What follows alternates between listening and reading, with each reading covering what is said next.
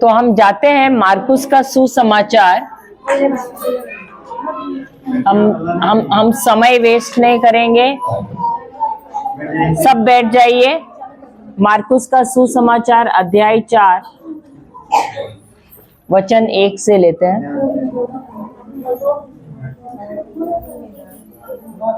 मार्कुस का सुसमाचार अध्याय 4,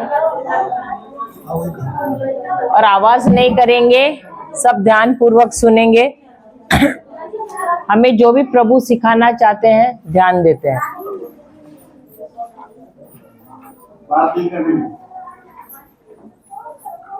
मार्कुस का सुसमाचार अध्याय 4 वचन 1।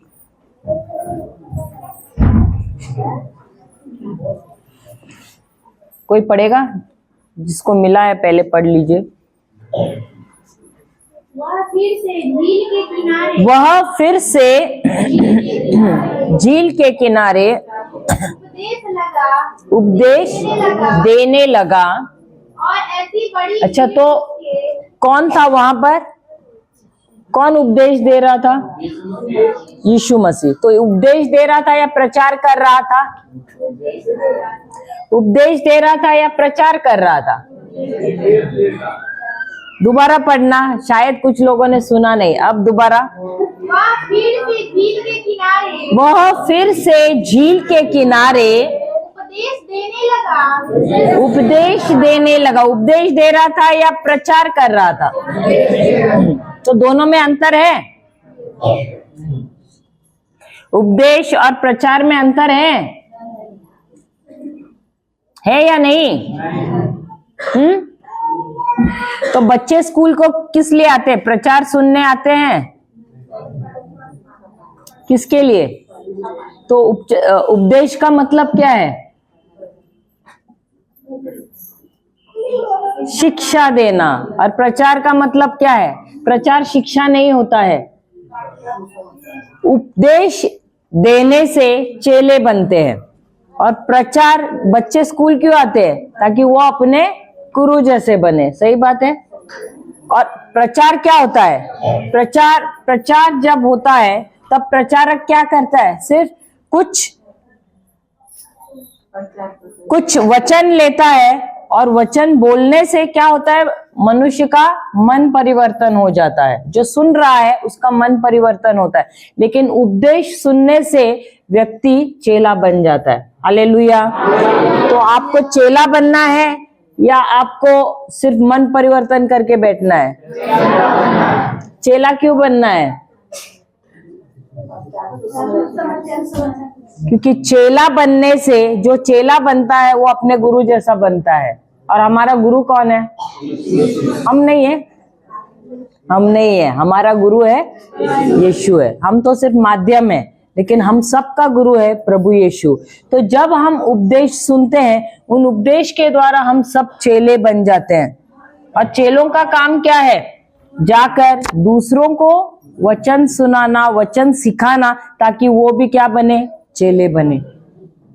क्योंकि यीशु ने कहा है ना, मजदूर तो कम है लेकिन फसल बहुत ज्यादा है।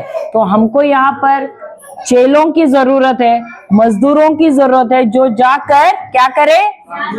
जाकर प्रभु ने जैसे यहाँ कार्य किया है उसको भी जाकर क्या करना है? कार्य करना है। Hallelujah, hallelujah. तो उपदेश प्रचार करते हैं, उस समय क्या होता है? प्रचारक का कार्य क्या है? प्रचारक मनुष्य को क्या करता है? इस दिखाई देने वाली दुनिया से उसको कहाँ ले जाता है? अनदेखी दुनिया में। क्योंकि किसी ने अनदेखी दुनिया देखी है क्या? यीशु को देखा है क्या? नहीं। तो प्रचारक का काम है कि वह तुम्हें यीशु से मुलाकात करवाए। कैसे? अदृश्य दुनिया में, वचनों के द्वारा। तो वो ऐसे ऐसे वचन आपको दिखाएगा जिसके द्वारा वो प्रभु यीशु के बारे में, उनके कार्यों के बारे में आपको बताएगा। उसके द्वारा आपका मन परिवर्तन होगा। लेकिन सिर्फ मन परिवर्तन होके हमको रहना नहीं है, वहां से निकलकर हमको क्या करना है? हमको चेले बनना है और हमको जाके राज्य का रहस्य है दूसरों को जाकर सिखाना है। हालेलुया। तो यहाँ पर यीशु अधिकतर अगर हम बाइबल पढ़े तो हम देखते हैं कि वो उपदेश देते थे, प्रचार से ज्यादा उपदेश देते थे। हालेलुया। यहाँ भी वो क्या कर रहे हैं? उपदेश दे रहे हैं। अब आगे पढ़ना दोबारा वहां से पढ़ना। वह फिर से झील के किनारे वह आराम से सबको पीछे पीछे दोहराना है। वह फिर से झील के किनारे उपदेश देने लगा। फिर और ऐसी बड़ी भीड़ उसके पास इकट्ठा हो गई कि वह झील में एक नाव पर चढ़कर बैठ गया। तो जहां जहां यीशु जाते थे कौन जाता था उसके पीछे? अब भीड़ क्यों उनके पीछे जाती थी? आप लोग क्यों आए हैं यहाँ पर? खाना खाने? किसके लिए? वचन सुनने के लिए, वचन सीखने के लिए। अब भीड़ यीशु के पीछे क्यों जाती थी? अब वहां पर हम देखते हैं कि फरीसी लोग हैं, वो लोग भी सिखाते थे कि नहीं? वचन सिखाते थे, सही बात है। लेकिन क्या भीड़ उनके पास जाती थी या भीड़ यीशु के पास आती थी? अब भीड़ यीशु के पास क्यों आती थी? अब आपने देखा होगा कुछ लोग ऐसे हैं जिनके पास बच्चे खींचे आते हैं और कुछ लोग ऐसे उनको देखने से दूर से भाग जाते हैं। किस लिए? क्योंकि जो प्रेम करता है लोग उनके पास खींचे चले आते हैं। आप देखोगे। और जो लोग खड़ूस रहते हैं, खड़ूस समझते हो ना, ये हमारा बम्बईया भाषा है, खड़ूस समझते हो ना, तो ऐसे लोग अगर दूर से भी दिखे तो बच्चे भाग जाते हैं। तो जब यीशु को जब लोग उसके बारे में सुनते थे, लोग क्यों उसके पीछे भागते थे? देखो, फरीसी भी वही सिखाते थे जो प्रभु यीशु सिखाते हैं, लेकिन फिर भी लोग प्रभु यीशु के पास भागते थे। किस लिए? वो प्रेम करते थे, प्रेम से सिखाते थे। अब ये फरीसी लोग क्या करते थे? ये फरीसी जो सिखाते थे, सिखाने के बाद वो उसी वचन का इस्तेमाल करते थे। किस लिए? लोगों को दंड देने के लिए। क्या करने के लिए? लोगों को दंड देने के लिए। और प्रभु यीशु अगर उनको हम देखें, प्रभु यीशु दंड नहीं देते थे, लेकिन उनको प्रेम से समझाते थे, उनको क्षमा करते थे। सही बात है। Hallelujah, hallelujah. तो प्रभु यीशु उपदेश देने का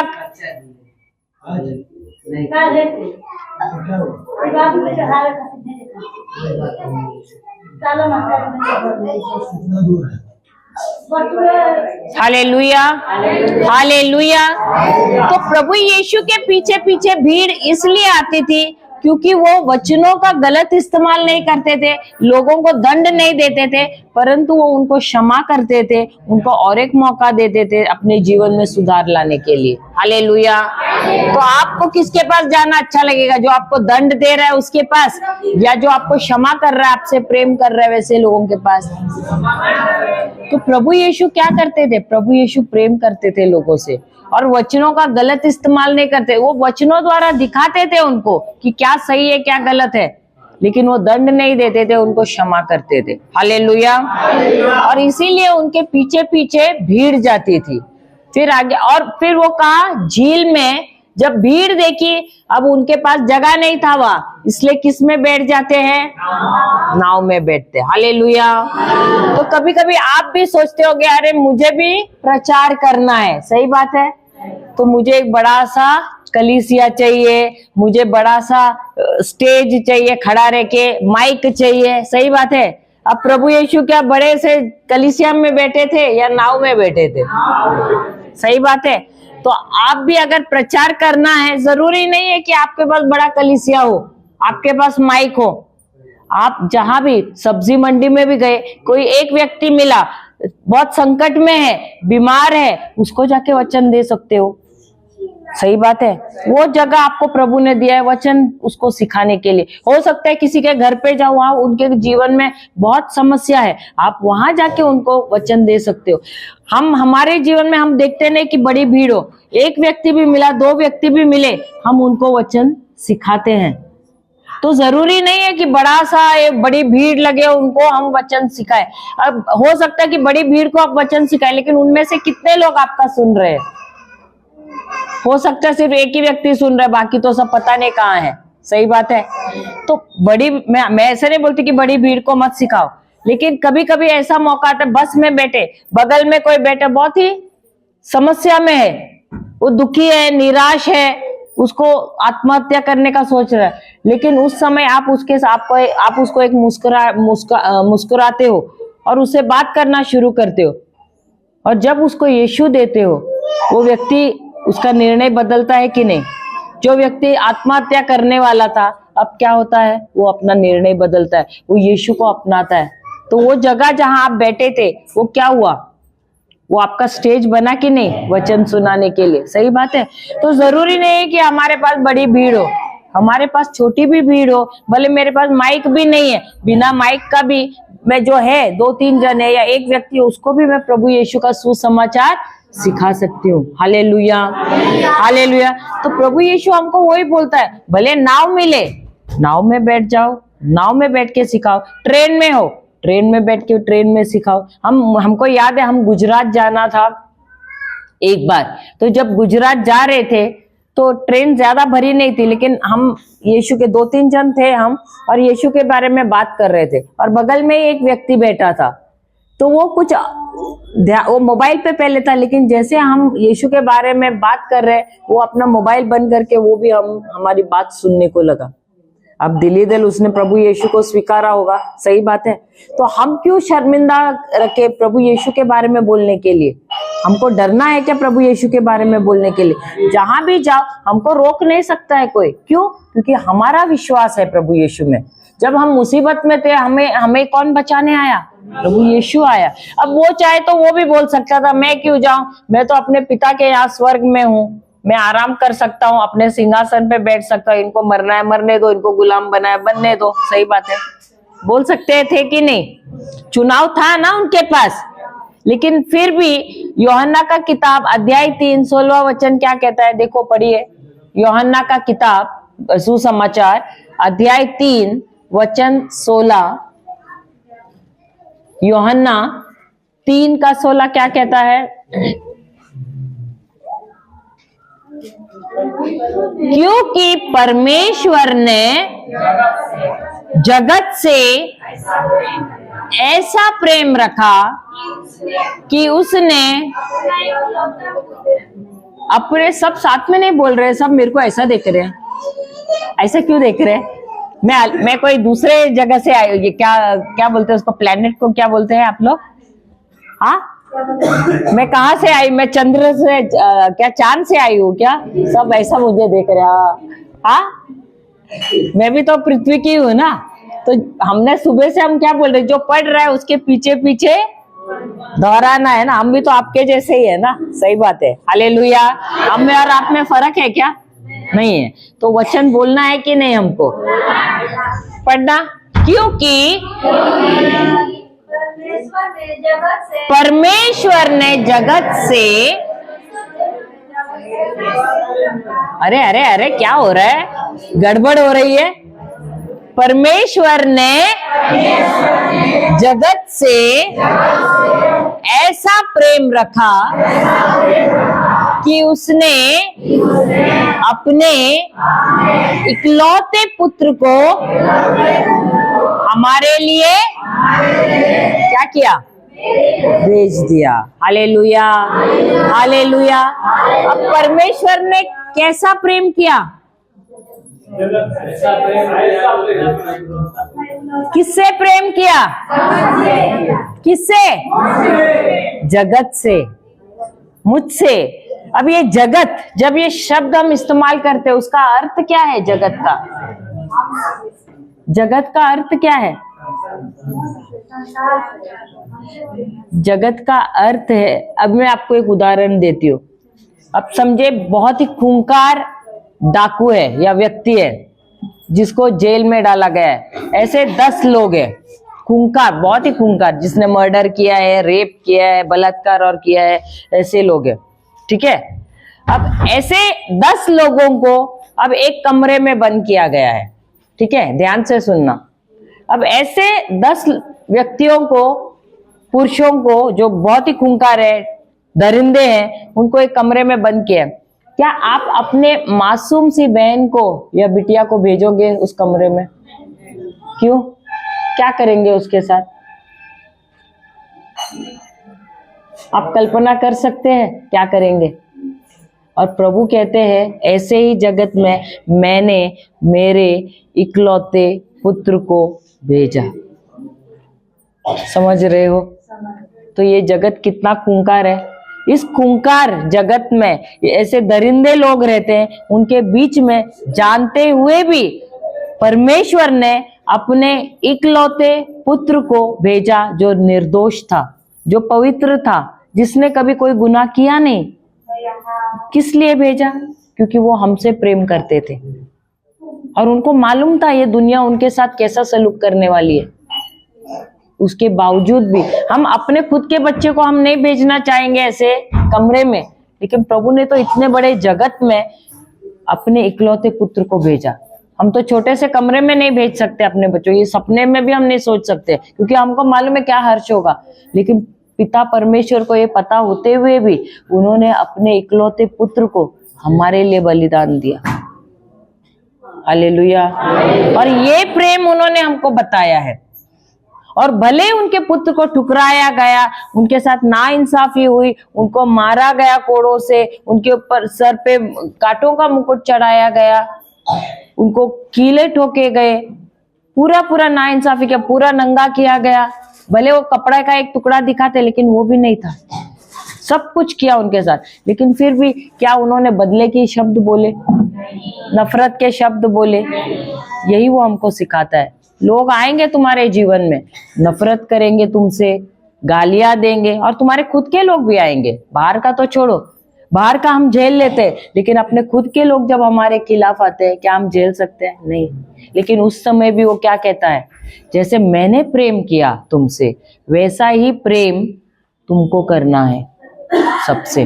वो भले तुम्हारा घर वाला, वो घर वाला तुम्हारा दुश्मन हो सकता है, लेकिन फिर भी जैसे मैंने प्रेम किया है वैसा ही तुमको भी प्रेम करना है। Hallelujah, hallelujah.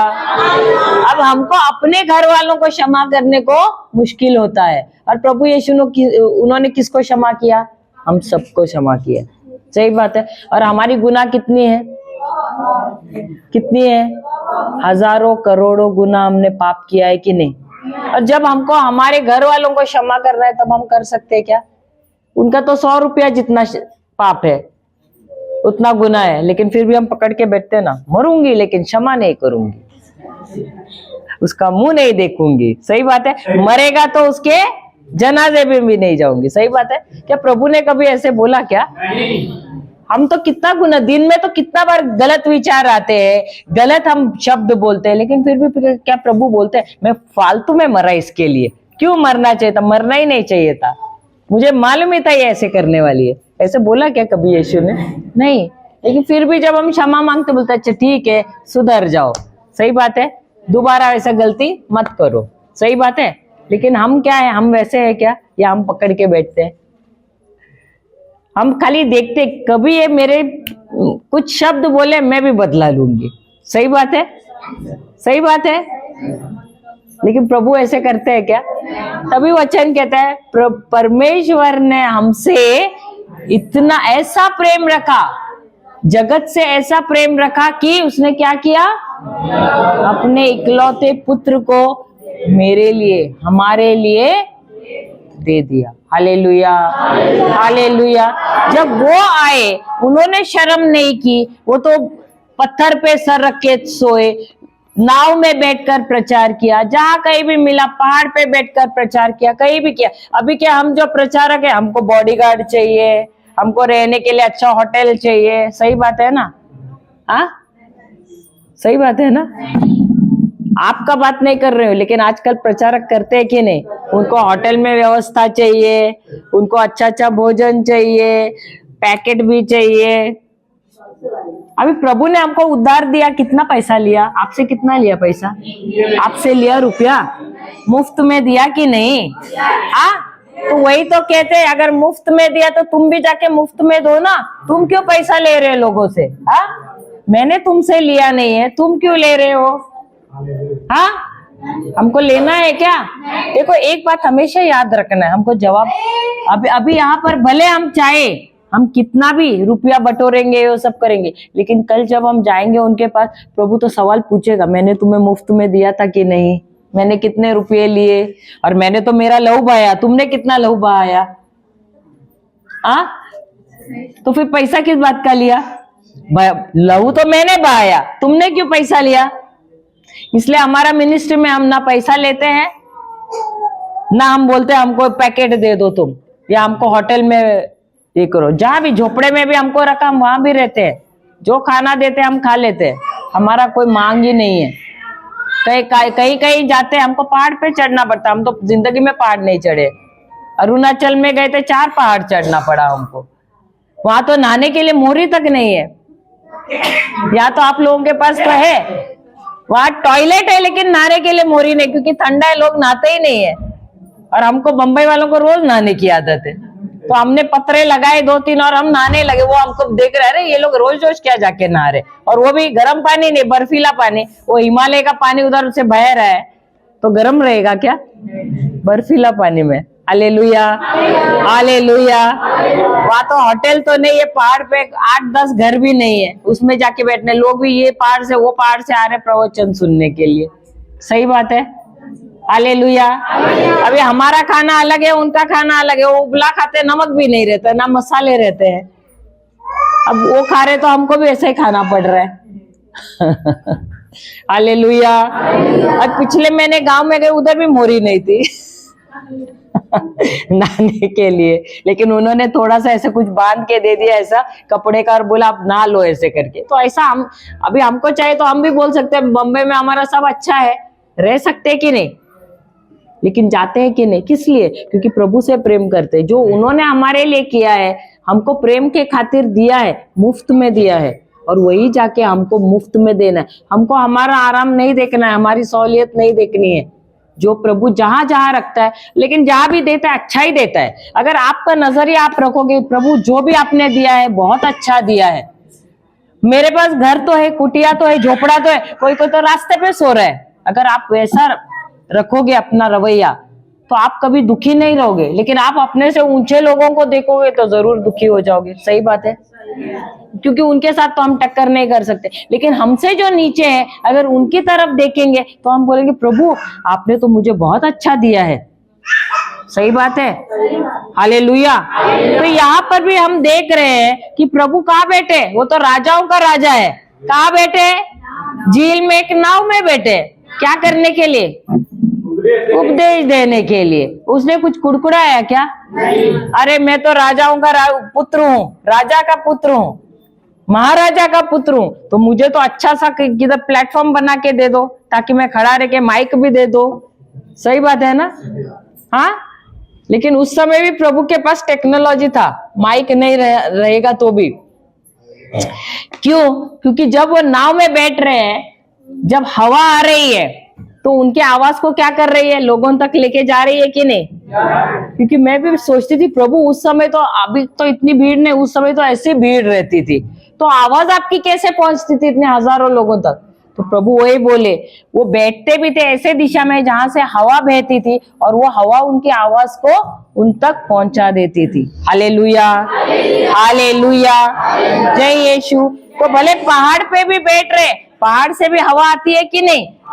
और आप देखोगे, जब पहाड़ के उधर आप जोर से आवाज करोगे तो क्या होता है? आवाज एक जगह से दूसरी जगह आवाज जाता है कि नहीं? तो प्रभु को भी उस समय टेक्नोलॉजी था, उनको भी बराबर ध्यान था ना, मन था, क्योंकि हमें भी तो प्रभु यीशु का मन है ना, वही मन हम में भी है ना।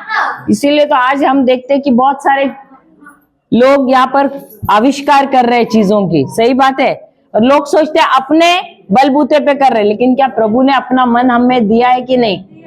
और उसी मन के द्वारा हम सब आविष्कार कर रहे हैं। हालेलुया। अच्छा, आगे पढ़ना मार्कुस 4 दूसरा वचन। और वह उन्हें सब साथ में क्या हुआ? सबका पेट्रोल खत्म हो गया। और वह उन्हें दृष्टांतों में बहुत सी बातें सिखाने लगा। हालेलुया। किसमें सिखाने लगा? किसमें सिखाने लगा? तो ये दृष्टांत क्या होता है? दृष्टांत क्या है?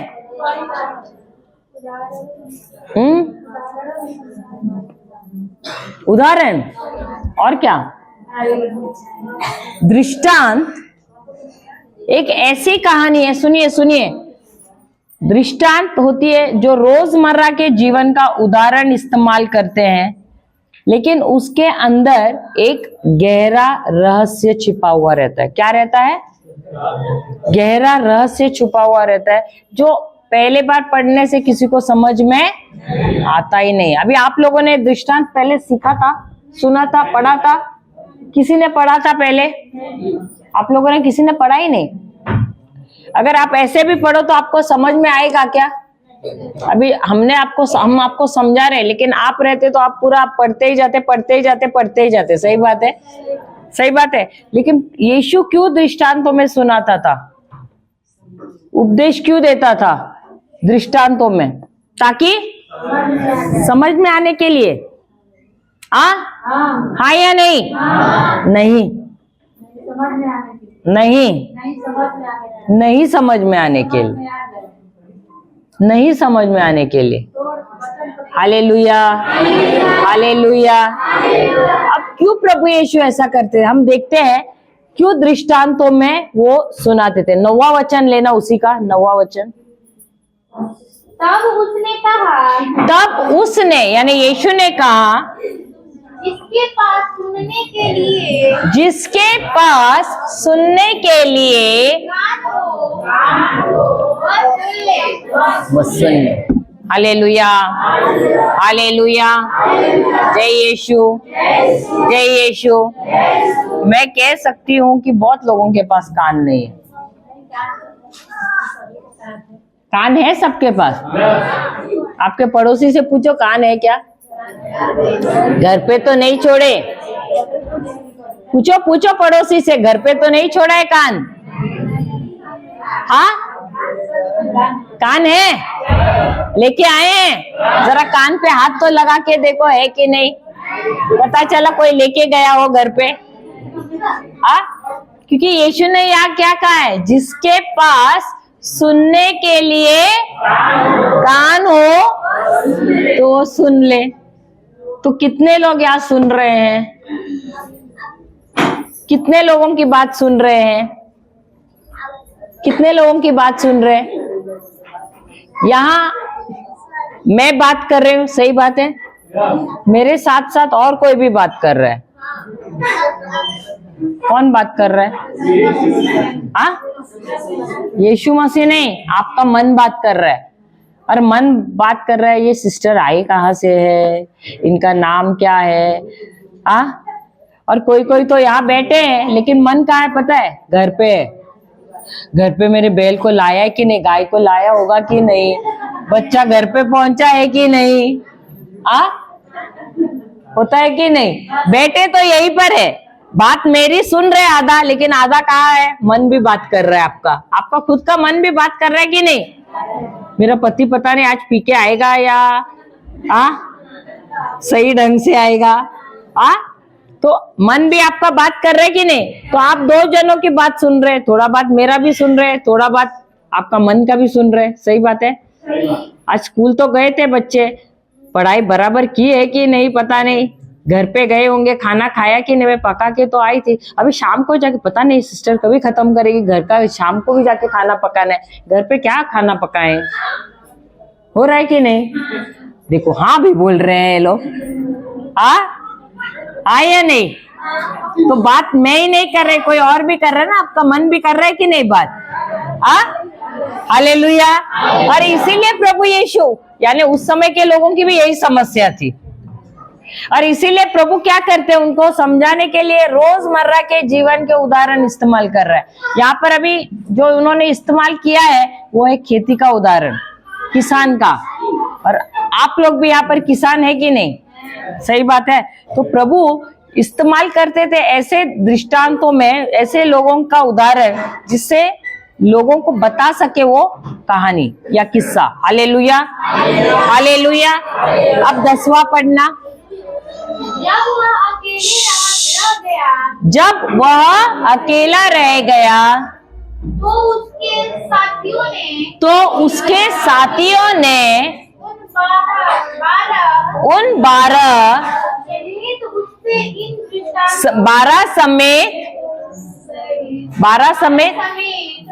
समेत उससे इन दृष्टांतों के विषय में पूछा। फिर उसने उनसे कहा, तुमको तो परमेश्वर के राज्य के भेद की समझ दी गई है, परंतु बाहर वालों के लिए सब बातें दृष्टांतों में होती है। हालेलुया, हालेलुया, हालेलुया। तो यहाँ पर मालूम है 2 दल हो गए हैं। कौन सा है वो दल? एक तो बाहर वाले हैं और एक तो अंदर वाले हैं। हालेलुया। अब बाहर वाला कौन है और अंदर वाला कौन है, ये कौन तय करता है? हाँ, किसी ने कुछ कहा, कौन तय करता है? बाहर वाला कौन है और अंदर वाला कौन है, ये कौन तय करता है?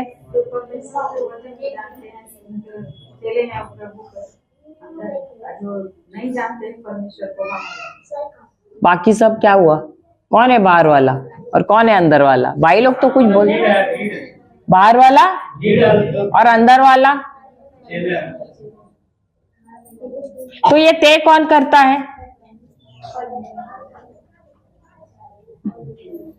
तय कौन करता है कि कौन बाहर वाला है कौन अंदर वाला है? हाँ, हम ही लोग तय करते हैं। हमको ही तय करना है कि हम बाहर वाले हैं या भीतर वाले हैं। क्यों पता है? प्रभु ने कहा है कि ये जो दृष्टांत, अब दृष्टांत क्यों दृष्टांतों में सिखा रहे? प्रभु इसलिए दृष्टांतों में सिखाता है क्योंकि इसको समझने की शक्ति बाहर वालों को नहीं दी गई है। जो अंदर वाला है उसी को ये, तो भले आपके जीवन में बहुत समस्या है, अभी आप लोग सब आए हैं यहाँ पर, ठीक है, अब कितनों का ध्यान है प्रवचन पर और कितनों का ध्यान घर में क्या हो रहा है, बाहर क्या हो रहा है, ये आवाज कर रहा है बच्चा, अरे ये आवाज कर, तो ध्यान उधर जा रहा है या प्रवचन पे जा रहा है? किसको तय करना है? तो शोर तो कितना, ये तो थोड़ा सा शोर हो रहा है, आपके जीवन में कितना बड़ा बड़ा शोर हो रहा है। सही बात है। शैतान तो किसी के द्वारा आपके जीवन में कितना बड़ा शोर कर रहा है, या तो पति के द्वारा, सास के द्वारा, बहू के द्वारा, और किसके द्वारा? बच्चों के द्वारा या पड़ोसियों के द्वारा आपके जीवन में बड़ा शोर हो रहा है। लेकिन अगर ये छोटे शोर से आपका ध्यान भटक रहा है, तो उस समय जब जीवन में आपके बड़ा बड़ा शोर हो रहा है, उस समय आप क्या करोगे फिर? तो तय तो आपको ही करना है कि आप बाहर वाले हैं या अंदर वाले। बच्चे शोर करेंगे, हम भी जब जाते थे ऐसे, हमारे बच्चे भी रहते थे, दूसरे भी बच्चे रहते, शोर मचाते थे, लेकिन क्या मेरे ये कानों को मैं प्रभु के वचन के वचन को देती हूँ, या जो आजू बाजू में जो बात कर रहा है, शोर कर रहा है, उसके लिए मैं देती हूँ? तो तय कौन करेगा? आवाज करेंगे, बच्चों का काम ही है मस्ती करना, आवाज करना, शोर मचाना। लेकिन आप बच्चे हैं क्या? तो आप आए किस लिए हैं यहाँ पर? प्रवचन सीखने के लिए, तो सीखो ना। अभी क्लास में भी जब बच्चा बैठता है बहुत शोर होता है, लेकिन जो सीखने वाला बच्चा है ना, वो तो ध्यान नहीं देता, वो तो टीचर क्या सिखा रहे हैं उसी पे ध्यान देता है, और इसीलिए वो अव्वल आता है। तो आपकी भी परीक्षा है यहाँ पर। बच्चे आवाज करेंगे, शोर करेंगे, तो आपको अपना ध्यान भटकाना है क्या शोर पे? शोर बहुत होता रहेगा, लेकिन तय आपको करना है, मैं अंदर वाला हूं या मैं बाहर वाला हूं।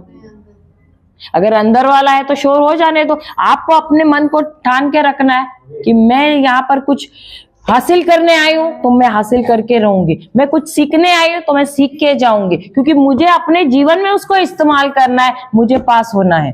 क्योंकि जो भी हम सीखते हैं हमेशा उस पर परीक्षा होती है। क्या होती है? आप लोग सब स्कूल गए? कितने लोग स्कूल गए हैं? हाथ ऊपर कीजिए। अरे बहुत जन गए हैं स्कूल को। तो स्कूल में गए, यहाँ टीचर है कोई? टीचर नहीं है। तो जब टीचर पढ़ाती है, पढ़ाने के बाद एक हफ्ते बाद बोलती है मैं तुमको इम्तिहान दूंगी, परीक्षा दूंगी, बोलती है कि नहीं? या बोलती है रहने दो, चलो जाने दो, ऐसे बोलती है? बोलती है ना? वो भी बोलते है मुझे भी बदला लेना है। बदला लेने के लिए क्या? नहीं, किस लिए परीक्षा लेती है? हाँ, सीखा कि नहीं, कितना समझा है, उसके ऊपर आपकी परीक्षा होती है। और जितना तुमको समझा है, जब वो पेपर में तुम लिखते हो, टीचर समझते हैं हाँ इसको बराबर आ रहा है। अगर नहीं तो उसको क्या मिलता है? अंडा। फिर वो बोलती है घर पे जाओ ऑमलेट बना के खा लो। सही बात है? हालेलुया, हालेलुया, जय यीशु। तो हमेशा जो सीखोगे उस पर तुम्हारी परीक्षा होगी। और हमारे जीवन में परीक्षा कहाँ से आती है? प्रभु से भी आती है। और प्रलोभन किससे आता है? शैतान से आता है। हमेशा याद रखना, परीक्षा प्रभु से आती है, प्रलोभन शैतान से आता है। परीक्षा प्रभु हमको उत्तीर्ण करने के लिए या हमारा प्रमोशन करने के लिए देते हैं, ना कि हम फेल हो जाए। शैतान प्रलोभन लाता है ताकि हम फेल हो जाए, हमारा बढ़ोतरी नहीं हो जाए, इसलिए वो प्रलोभन लाता है। लेकिन प्रभु हमेशा परीक्षा लाता है। वो चाहता है कि उसका बच्चा पास हो जाए और वो आध्यात्मिक दुनिया में आगे बढ़े।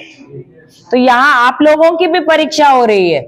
आवाज सब तरफ से आ रहा है, लेकिन वो आवाज आ रहा है, अभी अपने कान को आपको बोलना है, कान इधर उधर ध्यान मत भटकाना। जो यहाँ सीखने के लिए मैं आई हूँ, मुझे वही सीखना है। तो जब आप वो ठानते हो ना, भले कितना भी शोर हो जाएगा, आपका ध्यान कहाँ भी रहेगा? वचन पे रहेगा। अभी बच्चे शोर कर रहे हैं, बीच बीच में आपका ध्यान जा रहा है क्या? क्योंकि अभी आपको तय करना है, आप बाहर वाले हैं या अंदर वाले हैं। कौन है? जो अंदर वाले हैं वो बोलेगा कितना शोर मचाना है मचाने दो, मुझे फर्क नहीं पड़ता है। फोन बज रहा है बजने दो, मुझे फर्क नहीं पड़ता। क्यों? क्योंकि मैं अगर हासिल करने आई हूं तो मैं लेके जाऊंगी रहस्य। हालेलुया, जय यीशु। अब आगे पढ़ना। इसीलिए कि वे देखते हुए, इसीलिए कि वह देखते, वो दोबारा वो 10वां वचन पढ़ना। जब वह अकेले रह गया, जब वह अकेला रह गया तो उसके साथियों ने, उन 12 समेत उनसे इस दृष्टांतों के विषय में पूछा। उसने उनसे कहा, तुमको तो परमेश्वर के राज्य के भेद की समझ दी गई है, परंतु बाहर वालों के लिए सब बातों दृष्टांतों में होती है। तो यीशु क्या कह रहे हैं? जो मेरा चेला है, जो अंदर वाला है, वो क्या करता है? जब दृष्टांत आता है, दृष्टांतों में क्यों प्रभु यीशु सिखा रहे थे?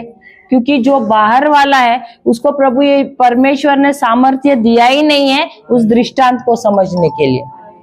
तो वो आएगा, वो सुनेगा, इधर देखेगा उधर देखेगा, कुछ समझ में नहीं आ रहा है, ऐसा ही करेगा और निकल जाएगा। सही बात है। ऐसा प्रभु यीशु के समय भी होता था। भीड़ की भीड़ आ जाती थी, लेकिन वो भीड़ की भीड़ आती थी, समझती थी नहीं थी, सुनती थी, देखती थी, अरे ये यीशु है, अरे इसका पिता तो कारपेंटर है, बढ़िया का काम करता है, हाँ, अरे हाँ ये उधर का है, अच्छा ये ऐसा है। क्या वो सुन रहे थे वो प्रवचन करते समय? हाँ, तो वो लोग अंदर वाले थे या बाहर वाले थे? क्यों? क्योंकि उनका ध्यान प्रवचन पर नहीं, उसके ऊपर था कि ये कहाँ जाएगा आगे, ये किसका बेटा है, अच्छा ये उधर उसने क्या किया था। हम भी तो वैसे ही है ना, अरे ये उसकी बेटी है, अरे उसका पिता वो शराब पी के उधर पड़ा रहता है, अरे उसकी माँ तो वो स्कूल में काम करती है, बेचारी कितना मेहनत करती है। होता है कि नहीं? तो हम भी भीड़ है क्या? हम भीड़ है तो हमको ये आलतू फालतू चीजों में समय बिताना है? इतना आपको शौक है तो जाके उसकी मदद करो ना। अगर पिता पी रहे तो अच्छा बिटिया इधर आओ, मैं तुमको वचन सुनाती हूँ, मेरे जीवन में भी ऐसी समस्या थी, प्रभु का ये वचन लिया, इससे मेरे जीवन में पूरा सुधार आया। तो आप अपनी गवाही जाके सुनाओ ना। उसके बारे में सब चर्चा करके बैठने से उसको आप वचन दे दो। वो वचन देने से उसको बोलो, रोज बोलो, तुम्हारा पिता का शराब पीने का जो समस्या है पूरी तरह से उससे मुक्त हो जाएगा। Hallelujah, hallelujah. लेकिन हमको वचन तो देना नहीं है, हमको सिर्फ क्या करना है? बातें बनाना है। सही बात है। तो हम अंदर वाले हैं या बाहर वाले हैं?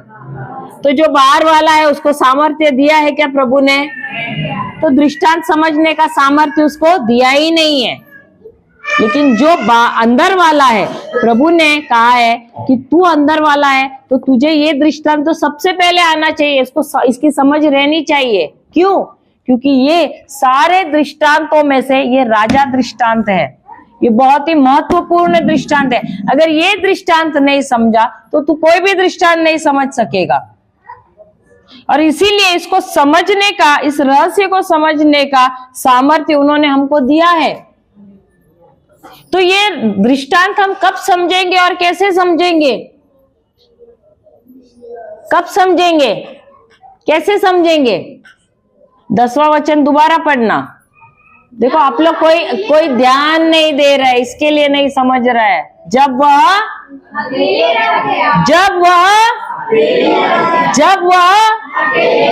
अकेला रह गया। कौन अकेला रह गया? जब प्रभु यीशु मसीह अकेला रह गया, फिर क्या हुआ? उसके साथियों ने उन 12 समेत उससे इस दृष्टांतों के विषय में पूछा। तो जो भीड़ आई थी उन्होंने सुना उपदेश और वो बिना समझे, क्या उन्होंने थोड़ा भी इंटरेस्ट दिखाया, दिलचस्पी दिखाई? नहीं, वो आए थे तमाशा देखने के लिए, सुना और निकल गए। लेकिन जो सचमुच अंदर वाला है वो क्या करता है पता है? जब प्रभु यीशु अकेले हैं, जब कोई प्रचारक आता है उपदेश देने के लिए, उसको समझ में नहीं आता है, वो जाता है प्रचारक के पास और बोलता है मुझे ये समझ में नहीं आया, आप जरा मुझे बताओ इसका रहस्य क्या है। ये क्योंकि जब मैं सीखूंगा वो मैं सबसे पहले मेरे जीवन में इसका इस्तेमाल करूंगा, और जब मेरे जीवन में मुझे इसका फायदा मिलेगा, मेरे जीवन में गवाही मुझे आएगी, तो मैं जाके इसे दूसरों को सिखाऊंगा ताकि वो भी इसका इस्तेमाल करे, उसके जीवन में भी वो लाभ लाए। अंदर वाला इसलिए सीखता है, ना सिर्फ वो अपने जीवन में इसको इस्तेमाल करे, लेकिन वो जाके दूसरों को भी सिखाए इसके लिए। हालेलुया। तो अंदर वाला क्या करता है? जब गुरु को अकेले में देखता है ना, वो भागता नहीं है। अगर कोई सहेली है, सहेली बोलेगी चल चल चल, जाते वहां, बोलते नहीं नहीं रुक रुक रुक, मुझे कुछ काम याद आया। वो सहेली को भी छोड़ती है और वो जाती है प्रभु के पास, प्रभु मुझे ये समझा नहीं। वो गुरु के पास जाती, बोलती गुरु मुझे ये समझा नहीं, आप मुझे समझाओ। आप जब समझा रहे थे मुझे समझ में नहीं आया, और विस्तार में इसको समझाओ। वो होता है अंदर वाला। क्यों? क्योंकि वो रहस्य जानना चाहता है। हर एक वचन जो है बाइबल में वो दृष्टांत है। जब आप पढ़ते हो बाइबल, आपको समझ में आता है क्या? नहीं, वो दृष्टांत है। अगर उसको समझना है तो आपको किसके साथ बैठना है? पवित्र आत्मा के साथ। बार बार उसको पढ़ना और बोलना, पवित्र आत्मा मुझे समझ में नहीं आ रहा है, आप समझाओ मुझे इसके अंदर जो रहस्य है क्या है वो बताओ तो सही। तो जब मैं इसको समझूंगी, देखो जो वचन दिया है वो प्रभु ने हमें इसलिए दिया है कि हम उसका हमारे जीवन में उपयोग करें, उसका इस्तेमाल करें। लेकिन अगर मुझे समझ में नहीं आया और मैं उसका उपयोग ही नहीं कर पाऊं तो क्या फायदा है? तो वचन जो प्रभु ने हमको दिया है बाइबल में, वो सारा हमारे जीवन में उसका इस्तेमाल करने के लिए दिया हुआ है। हालेलुया, हालेलुया, जय यीशु। अभी एक उदाहरण लेते हैं। ये है कौन सा? भजन संहिता या स्तोत्र गीत 22:15।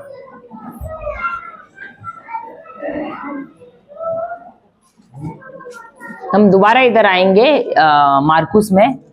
उधर कुछ पेंसिल या कुछ रख दो, पेन या कुछ। 22 का 15, कोई कोई इसमें 14 है, इंग्लिश में 14 है, शायद हिंदी में 15 है। मेरा बाल टूट गया, मेरा बल टूट गया, तिगरा हो गया। 14 क्या है?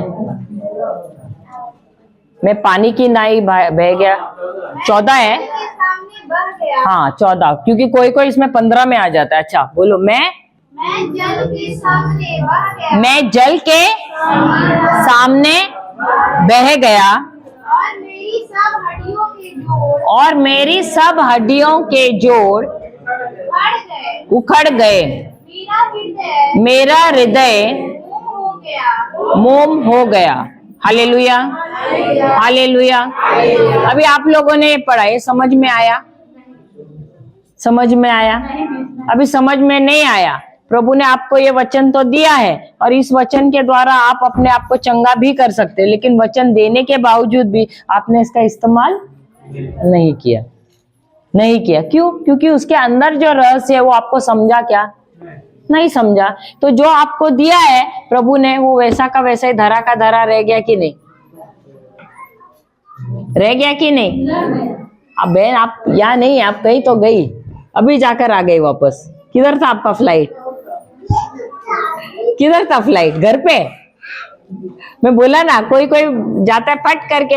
हमारा सबसे बड़ा बोलते हैं ना एकदम तेज वाहन कौन सा है पता है? सबसे तेज वाहन इस दुनिया में कौन सा है? माइंड है, हमारा मन है। अभी आप इधर बैठे बैठे दुबई जाके आ सकते हो, सही बात है। और आप अभी तो घर पे जाके आए लगता है। हालेलुया, हालेलुया, जय यीशु। तो ये वचन जो है, क्या हमको इसका मालूम है उपयोग कैसे करना है? नहीं मालूम है, और इसीलिए हमने इसका उपयोग किया है क्या? नहीं किया है। अभी कितने लोग हैं जिनको हड्डी में दर्द है? किसी को हड्डी में दर्द है? कौन सी? खाली हड्डी का दर्द का बात कर रहे हो, हड्डी। तो ये वचन आप लोगों के लिए है, लेकिन आप लोगों के पास उसका उपचार होने के बावजूद भी आपने उसका इस्तेमाल किया क्या? नहीं किया, क्योंकि आपको इसका रहस्य नहीं मालूम है। अब ये वचन क्या कह रहे हैं? दोबारा आप पढ़ना।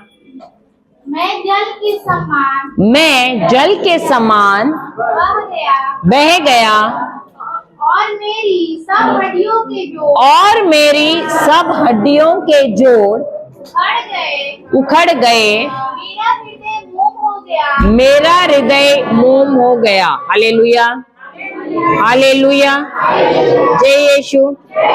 अब ये क्यों यहाँ पर कहा गया है कि मैं पानी के तरह बह गया? किस लिए? और ये किसके बारे में कहा है? यीशु के बारे में। ये उनके बारे में क्या किया है? भविष्यवाणी की गई है कि वो पानी की तरह बह गया। पानी का कोई आकार होता है? नहीं होता है। तो पानी के जैसे बह कैसे गया? क्योंकि वचन कहता है कि उनकी सारी हड्डियां जोड़ों से उखड़ गई थी। अगर आपकी सारी एक हड्डी जोड़ से यहां से निकल गई, आपको दर्द नहीं होता है, सही बात है? थोड़ा भी दर्द नहीं होता है, खाली 2 जन को होता है, बाकी सबको हड्डी ये उंगली का थोड़ा सा बाहर निकल गया हड्डी जोड़ से, क्या होता है? हाँ होता है दर्द। कितना दर्द होता है? बहुत होता है। और वचन यहाँ पर कह रहा है यीशु की सारी हड्डियां जो है अपने अपने जोड़ों से उखड़ गई थी।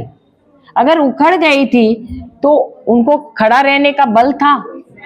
तो पानी जैसा बहता है वैसा हो गया था उनका शरीर।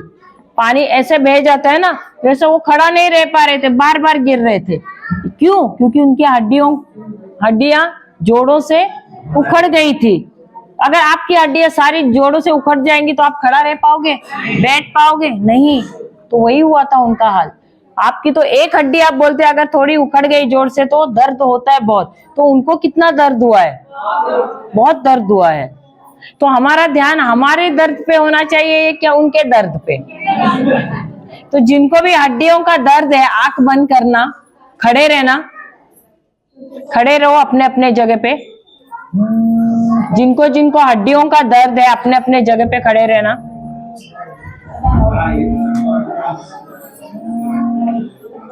सिर्फ हड्डियों का दर्द। हाँ, अभी तो सिर्फ 3-4 जनों ने हाथ ऊपर किया था, अभी तो काफी लोग खड़े रह गए।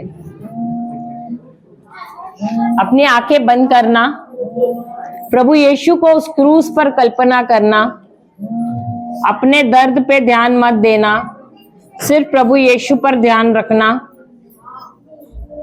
और जो भाग में आपको दर्द है, जो हड्डी में दर्द है, वही हड्डी प्रभु यीशु की, वही हड्डी को देखना उस क्रूस पर। देखो कि उनकी वो हड्डी जोर से उखड़ गई है, उनके शरीर पे सब जगह पे घाव है, वो लहूलुहान है। और वचन कहता है कि वो पानी की तरह बह गए थे, क्योंकि उनकी सारी हड्डियां जोड़ों से बाहर थी और उनको बहुत दर्द हो रहा था।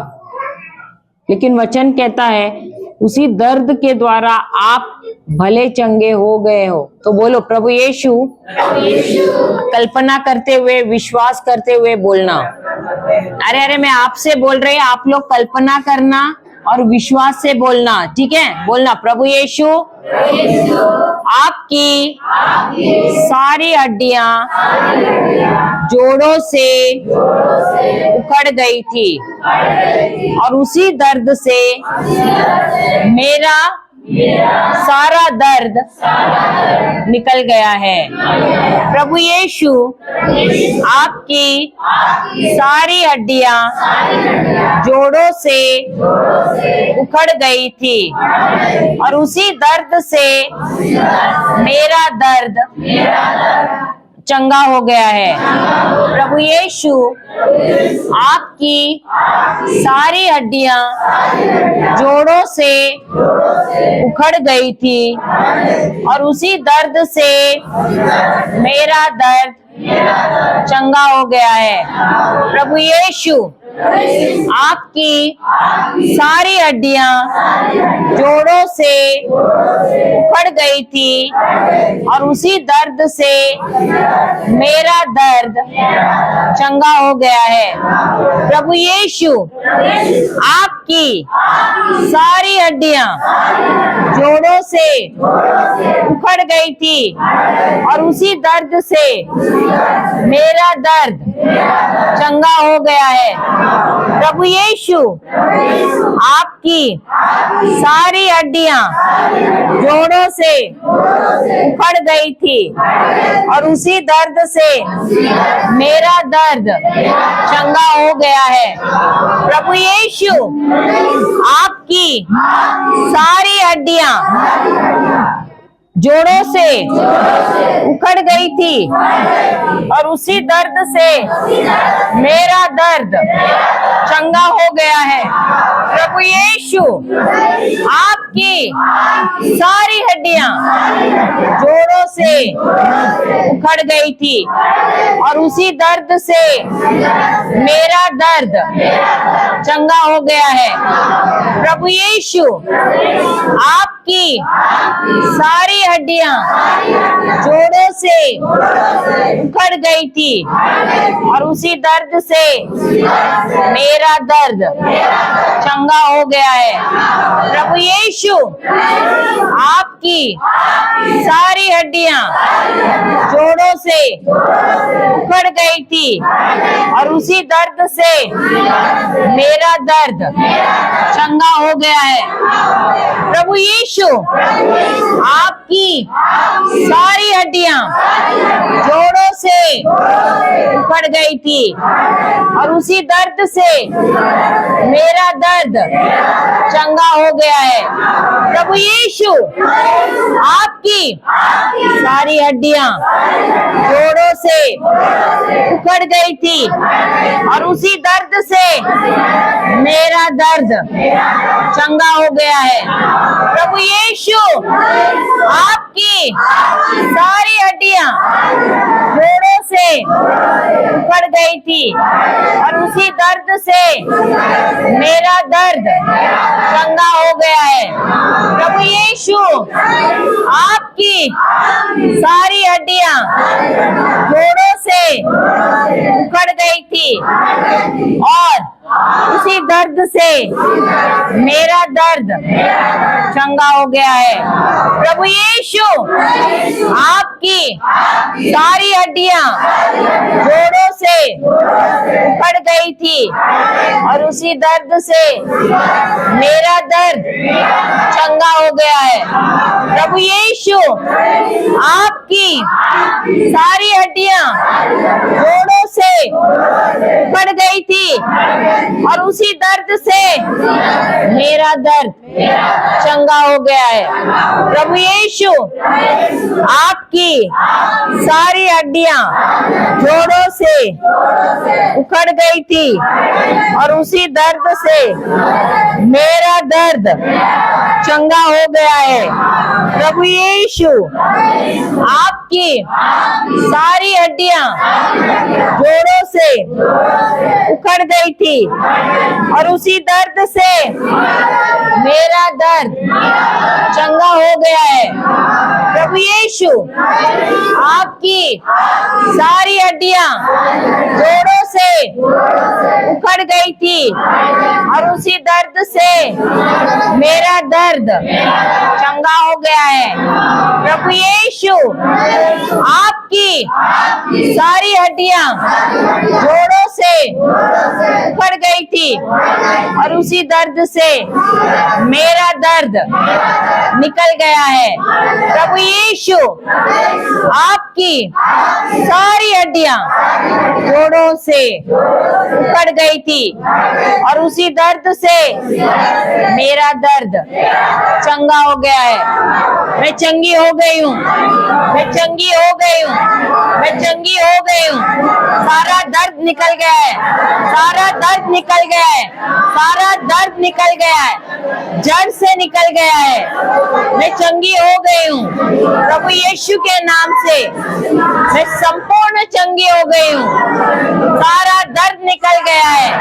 धन्यवाद यीशु, धन्यवाद यीशु, धन्यवाद यीशु, धन्यवाद यीशु, धन्यवाद यीशु, धन्यवाद यीशु। हालेलुया, हालेलुया, हालेलुया, हालेलुया, हालेलुया।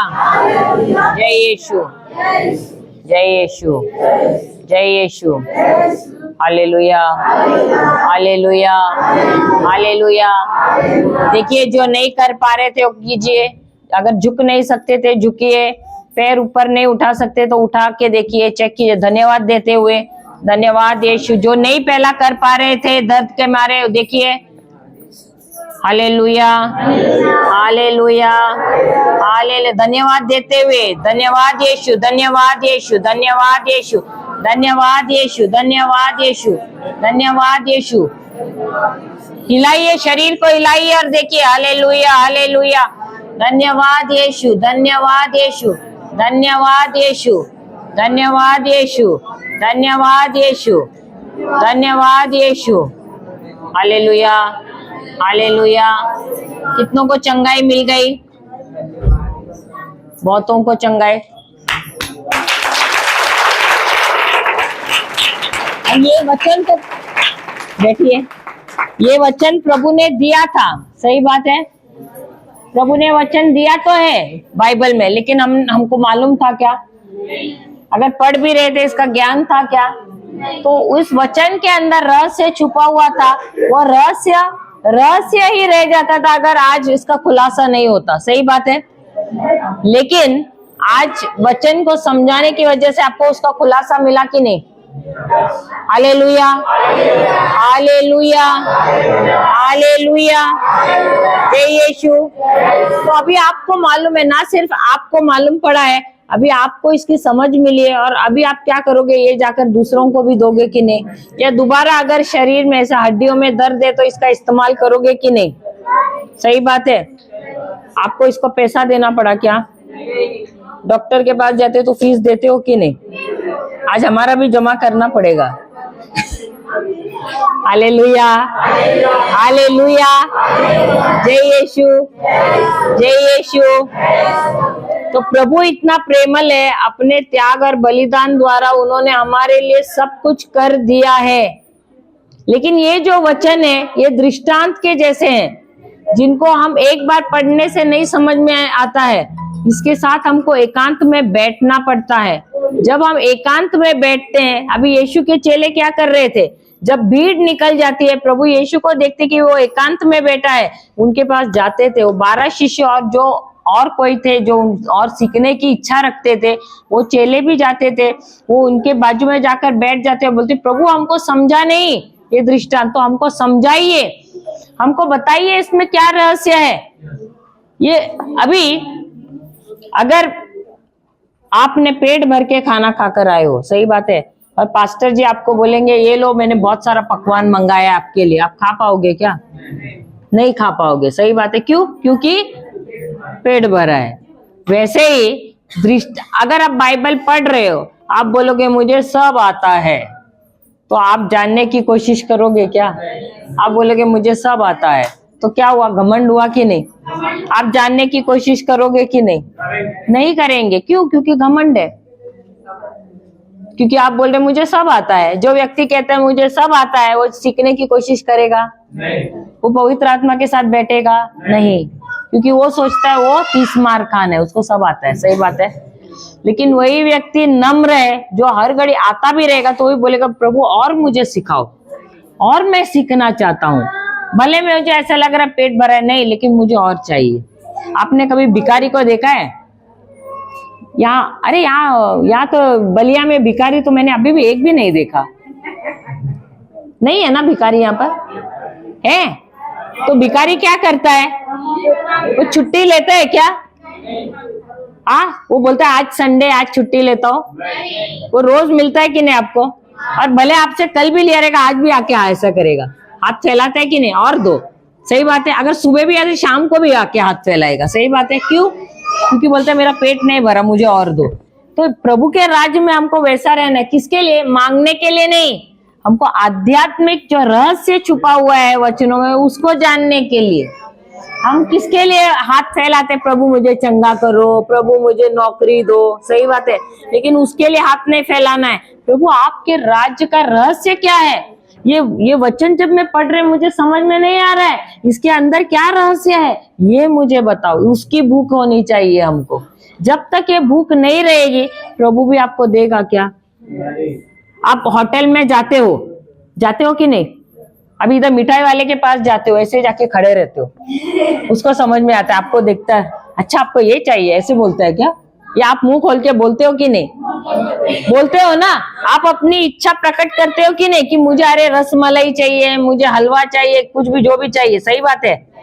तो जब तक आप मुंह खोल के मांगते नहीं हो, तब तक मिलता है क्या?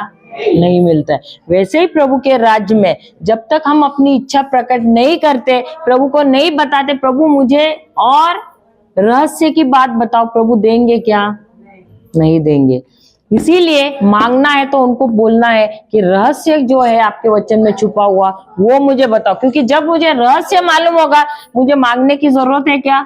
रोटी, कपड़ा, मकान, नौकरी, छोकरी, मांगना है क्या? सब मिलता है कि नहीं?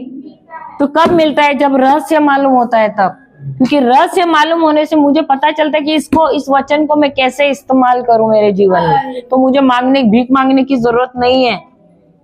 मुझे अपने हक का जो है प्रभु ने मुझे दिया है सामर्थ्य, रहस्य जानने का, वो पूछना है प्रभु को। प्रभु आपने मुझे सामर्थ्य दिया है, लेकिन मुझे समझ में नहीं आ रहा है, आप मुझे बताओ।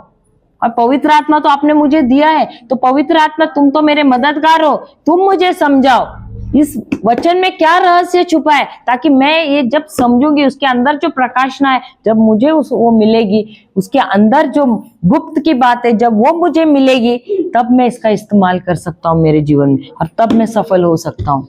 Hallelujah, hallelujah. और प्रभु ऐसे ही भूखे लोगों की राह देख रहा है कि कब ऐसे लोग आए मेरे पास और मुझसे मांगे ये वरदान। हालेलुया। ये वरदान दिया है, लेकिन ये देने के बावजूद भी हम इसका इस्तेमाल नहीं कर रहे हैं। हालेलुया, जय यीशु। अभी आगे पढ़ना, वो 12वां वचन पढ़ ले, मार्कुस का 4:12।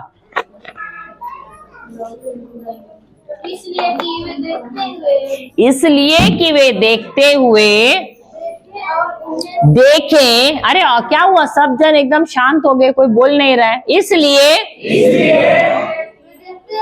कि देखते हुए वे देखें और उन्हें सुझाई न पड़े,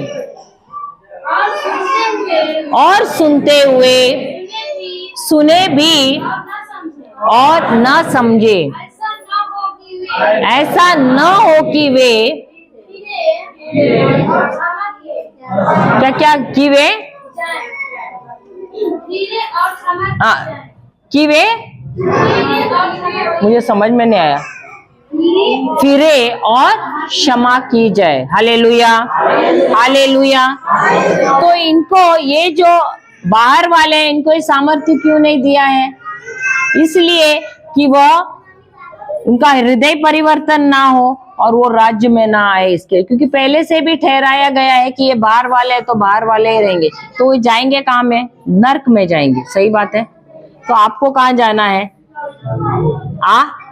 तो तय कौन करेगा? प्रभु करेंगे या आप करेंगे? कौन करेंगे?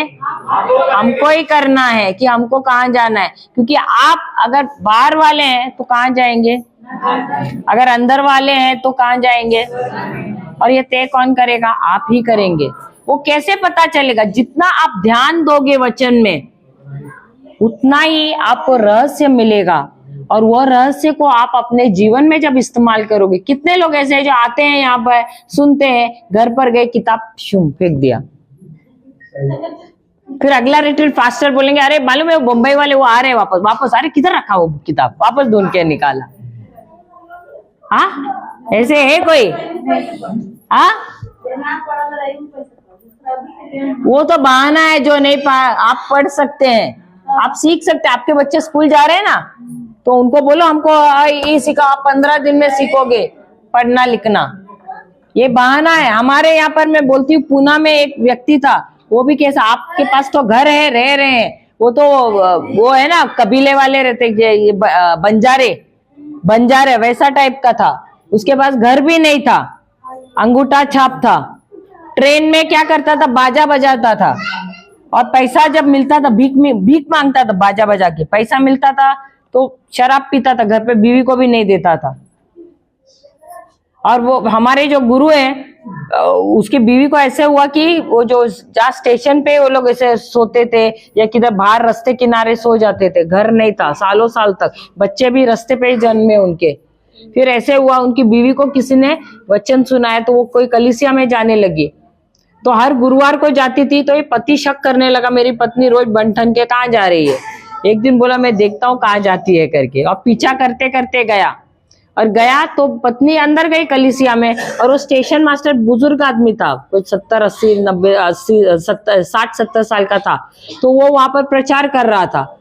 तो ये धीरे धीरे ऐसे छुप छुप के देख रहा था बाहर से। तो वो पास्टर ने उसका बाइबल रखा, उधर बाहर गया और उसको गले लगाया और रोने लगा, और वो भी रोने लगा। वो बोलने लगा ये व्यक्ति क्यों रो रहा है, ये स्टेशन मास्टर क्यों रो रहा है, ये पास्टर क्यों रो रहा है। तो वो पास्टर उसको बोलने लगा कि मुझे यीशु दिख रहा है तुम्हारे अंदर।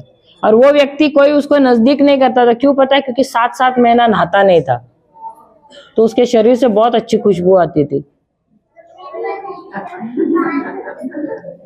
अभी कोई 2 दिन नहीं नहाएगा, शरीर से आती है खुशबू या बदबू? अब ये 7 महीना नहाता नहीं था, तो बदबू आएगा या खुशबू आएगा? तो सब उसको भगाते थे। और सर पे क्या रहेगा? बाल नहीं धोएंगे तो जुए रहेंगे कि नहीं? लेकिन उसके बावजूद वो पास्टर ने उसको गले लगाया। उसके बाद उसका हृदय परिवर्तन हुआ, वो बदल गया। उसने बोला आज से मैं भीख मांगना बंद करूंगा। और वो कुल्हाड़ी लेकर जंगल में जाकर लकड़ी काटने लगा। 20, 30, 40 रुपया मिलता था। हमेशा जो पैसा मिलता था सबसे पहले जाके दशांश देता था उसमें से, और जो बचा हुआ 20-30 रुपया उसमें से वो घर के लिए रोज चावल और सब लाता था। ऐसे करते करते उनके जीवन में वो, क्योंकि ईमानदारी से अपना दशांश भी देता था, वो उसके जीवन में परिवर्तन हुआ। फिर कोई उसको कलीसिया वाला बोलने लगा, अभी भी तुम रास्ते पे सो रहे, तुम्हारा परिवार है, लड़की है, 2 दिखने में भी लड़की एकदम गुड़िया जैसे, इतनी सुंदर गोरी गोरी, बोले लड़की है, अच्छा नहीं है, बाहर तुम लोग सोते हो, और 2 बेटे हैं। तो फिर उन्होंने किराए पे घर लिया। अब किराए पे जब घर लिया तो उनको तो बाहर खुले में सोने की आदत है, अब अंदर जाते तो उनको घुटन महसूस हो रही। 6 महीने तक बाहर ही सो रहे थे, किराए पे लिया घर लेकिन बाहर सो रहे, क्योंकि आदत नहीं, धीरे धीरे करके आदत बनाई घर पे सोने की। फिर वो हमारा गोवा में हमारा सेंटर है, रिट्रीट सेंटर, जहाँ बिनती उपवास होता है, वहां आने लगे। तो वहां जब रिट्रीट हो रहा था, वहां युवाओं के लिए रिट्रीट था, तो वो अपने परिवार को लेकर आया था, और दूसरे जो चोरी और सब करते थे ना, पॉकेट मार, और उनको भी लेके आया। वो सब नहीं, उनका जीवन सुधर गया, वो सब वचन में। उन सब वैसे लोगों को जो ट्रेन में चोरी चकारी कर रहे थे, जो जुआ खेल रहे थे, ऐसे लोगों को लेकर आया हमारे रिट्रीट में, वहां लेकर आया। और लेकिन ये सब अंगूठा छापे, उनको पढ़ाई लिखाई नहीं आ रही है।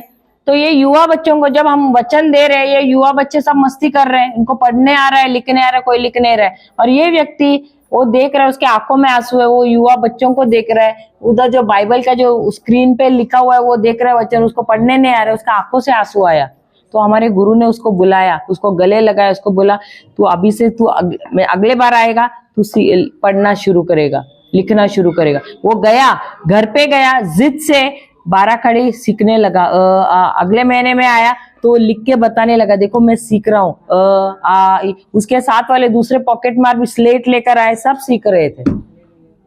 ऐसे करते करते आज वो व्यक्ति हिंदी में बाइबल पढ़ रहा है, मराठी में बाइबल पढ़ रहा है, इधर उधर अलग अलग जगह जाके प्रचार भी कर रहा है वो। ये बहाने होते जब हम बोलते मुझे नहीं आता है, इसका मतलब आप पहले हार मान गए। नहीं, हार नहीं मानना है हमको।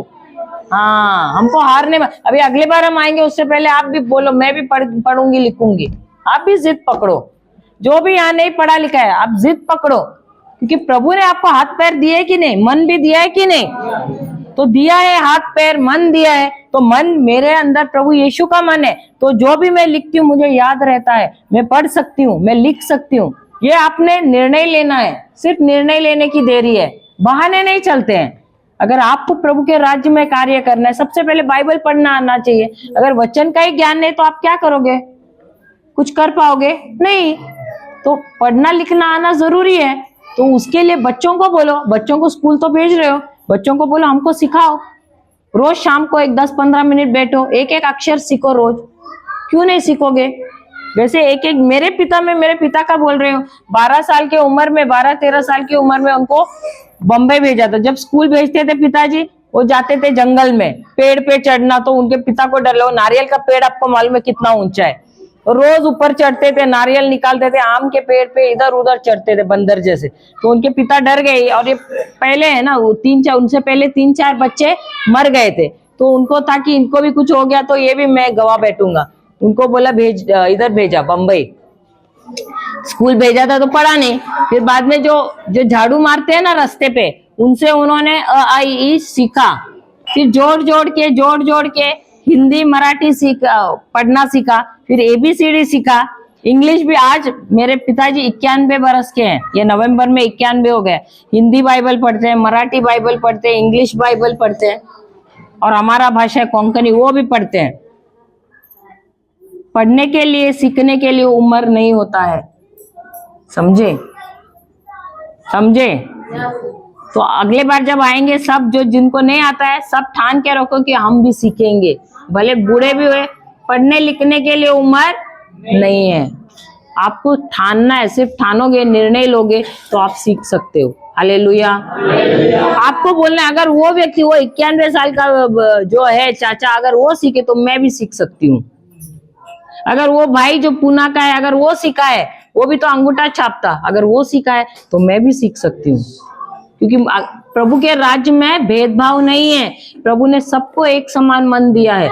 मैं भी प्रभु की बच्ची हूँ, तो मुझ में भी प्रभु यीशु का मन है। हालेलुया, हालेलुया, जय यीशु। आगे पढ़ना, 12वां ना। हो गया पूरा? अच्छा, तो तीसरा वचन लेना उसी का। फिर उसने उनसे कहा, फिर उसने उनसे कहा, क्या तुम यह दृष्टांत नहीं समझते? क्या तुम यह दृष्टांत नहीं समझते? तो फिर और सब दृष्टांतों को फिर और दूसरे दृष्टांतों को कैसे समझोगे? कैसे समझोगे? बोलने वाला वचन बोल। बस वहां तक ही। तो यीशु क्या कह रहे हैं? अगर ये दृष्टांत नहीं समझोगे तो तुम कोई भी दृष्टांत नहीं समझ। इसका मतलब ये दृष्टांत बहुत आसान है। अगर ये आसान दृष्टांत नहीं समझ सकते तो बाकी कुछ समझ सकोगे क्या? नहीं। अब जाते वही मार्कुस का सुसमाचार 4 अध्याय 3 वचन से पढ़ना। ओए बिटिया, 3 वचन से पढ़ना। फिर उसने उनसे कहा, नहीं, 4 अध्याय का 3 वचन। एक मिनट, सुनो। कोई इसमें सुनो देखो दोनों लिखा है, सुनो और देखो। किसी के बाइबल में लिखा है? दोनों लिखा है। सुनो का मतलब क्या है? सुनो का मतलब क्या है?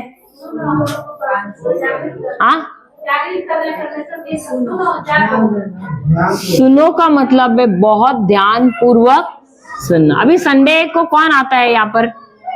सब आते हैं संडे को। तो संडे को जब पास्टर जी यहाँ पर आपको वचन देते हैं कि नहीं वचन? बाहर जाने के बाद हो गया आपका पूरा आराधना स्तुति वचन देना हो गया। बाहर गए तो पास्टर जी को बोलते हैं, पास्टर जी बहुत अच्छा आपने प्रवचन दिया। सही बात है। फिर पास्टर जी बोलेंगे, अच्छा, बहुत अच्छा दिया। क्या मैंने सिखाया? क्या सिखाया? तभी क्या बोलते हैं? पास्टर जी बहुत अच्छा सिखाया आपने, लेकिन बहुत अच्छा था वो वचन, बहुत अच्छा। अरे कौन सा वचन? हाँ, लेकिन पास्टर जी बहुत अच्छा था। अरे क्या सिखाया? नहीं पास्टर जी, ऐसे है कि मेरे घर पे आज मेहमान आ रहे हैं और इसीलिए मेरा ध्यान था कि आज घर पे जाके क्या पकाऊं। कुकड़ू को मैं क्या पकाऊं? मेरा ध्यान कहाँ था? क्या पकाना है उस पे था या पास्टर जो सिखा रहे थे उस पे था? किस पे था? तो बैठे तो यहीं पर है, लेकिन ध्यान कहाँ पर है? सही बात है। तो जो सिखाया तो आप सुने क्या? सुना क्या? तो जहां यहाँ आए आपने समय बिताया, लेकिन वो उसका उपयोग किया क्या? व्यर्थ गया कि नहीं? तो तभी यहाँ पर प्रभु यीशु वही बोल रहे, सुनो यानी क्या? जो भी तुम सुन रहे हो उसको इतने गहराई से लो कि वो तुम्हारे जो बोलते हैं ना, जो स्मरण करने की शक्ति है उसको छोड़ना नहीं चाहिए। क्यों? क्योंकि जो सुन रहे हो उसके बारे में तुमको इतना ध्यान देना है कि वो तुम्हारे मन से निकलना नहीं चाहिए। तुम काम भी कर रहे हो तो भी वही तुम्हारे मन में रहना चाहिए। तुम कुछ भी कर रहे हो, तुम चल भी रहे हो तो अभी भी तुम्हारे मन में वही चलना चाहिए। तुम पानी भर रहे हो तभी भी वही चलना चाहिए। गाय को घास दे रहे हो तभी भी वही करना चाहिए। वो जो सिखाया है, जो वचन है, वो तुम्हारे मन में चलना चाहिए। इस कदर तुमको सुनना है कि वो तुम्हारे मन को छोड़ना नहीं चाहिए। तुम्हारे मन में चिंता नहीं आनी चाहिए। अभी चिंता आपके मन को छोड़ती है क्या? चिंता कैसे चिपक के रहती है? और आप लोग इतना चैंपियन है, वो चिंता में भी सब काम कर लेते हो। सही बात है। कपड़े भी धोते हो, खाना भी पकाते हो। उस दिन तो खाना भी और स्वादिष्ट बनता है। क्यों? क्योंकि खाना, वो आप चिंता करते करते आंसू भी कुछ गिर जाते हैं उसमें, और पति बोलते आज कितना अच्छा खाना पकाया। हाँ, क्योंकि नमक तो ओरिजिनल गिरा है ना उसमें। हाँ, रोज तो आप डुप्लीकेट डालते हो, उस दिन तो आपने ओरिजिनल डाला नमक। सही बात है। हाँ, समझ में आया कि नहीं? समझ में आया? तो चिंता करते करते हम लोग कोई भी काम कर लेते हैं, लेकिन प्रभु का वचन जब बोलते हैं तभी आपका ध्यान नहीं रहता है।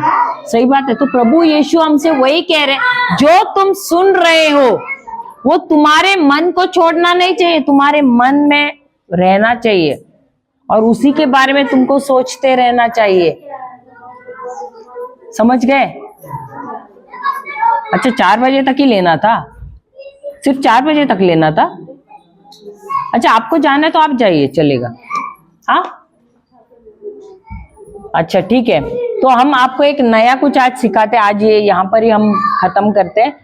मैं कुछ नया आपको सिखाना चाहती हूँ, क्योंकि ये आज अगर आप आज से आप इस्तेमाल करोगे आपके जीवन में, आप बहुत अच्छा परिणाम लाओगे। जो बंधन है, जो श्राप है, जो कुछ भी आपके जीवन में बीमारियां हैं, उससे आपको मुक्ति मिलेगी। Hallelujah, hallelujah. एक नया विषय है, वो है दहाड़ना। क्या है? पिछले बार हमने आपको अन्य भाषा के बारे में सिखाया था, सही बात है। कितने थे तभी अन्य भाषा के बारे में सिखा रहे थे? तो आप लोग अन्य भाषा में बातें करते हैं कि नहीं करते हैं? तो ये जो अन्य भाषा जो है, हे रे शेबे रबा बाबा, ये जो है अलग अलग भाषा सबको मिली है। ये जो है जब आप इसमें बात करते हैं तो आप खुद के निर्माण के लिए आप करते हो, खुद का विश्वास आप बढ़ाते हो। आप वचनों में जो आपको रहस्य चाहिए उसके लिए सीखने के लिए आप अन्य भाषा में प्रार्थना करते हो। तो ये सिर्फ आपका विकास करता है। हालेलुया। उसके बाद रोमियो की किताब 8वां अध्याय वचन 26 और 27, रोमियो की किताब वचन 26 और 27 हमको सिखाता है और एक चीज, वो है करहाना। करहाना, वो है करहाना। पढ़ना रोमियो 8, 26 और 27।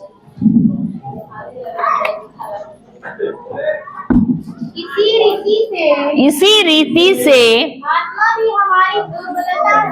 आत्मा भी हमारी दुर्बलता में सहायता करता है, क्योंकि हम नहीं जानते कि प्रार्थना किस रीति से करनी चाहिए, परंतु आत्मा आप ही ऐसी आहें भर भर कर